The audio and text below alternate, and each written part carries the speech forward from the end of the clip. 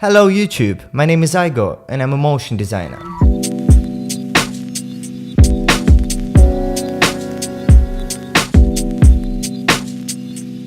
In this little series of episodes, I'll show you some tips and tricks which will help you to become a better motion designer and will be useful to reduce the amount of time while creating and optimizing your project. Today, we're going to talk about the correct way to save your project in Adobe After Effects, because you might have been doing it wrong and not in full.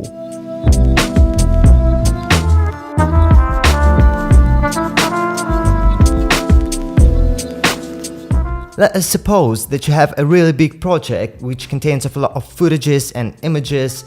Projects can be huge. That's why the first thing that will definitely help you is reducing the size by deleting all of the unused items. Go to File, Dependencies, Reduce Project. In my case, there were 950 unused files and they were deleted automatically. I do not even want to know what size of the project used to be before. I suggest you go for it only if you're absolutely sure that your project is finished. That's really of great importance.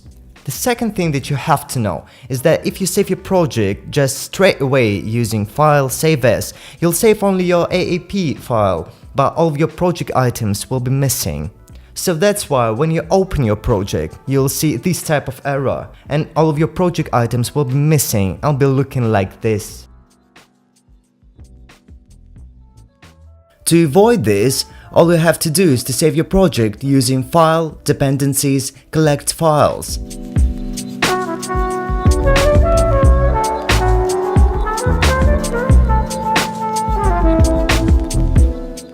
After that, you'll see that right now you've got a folder where there is an AAP file and also a most important footages folder where all of your footages are located.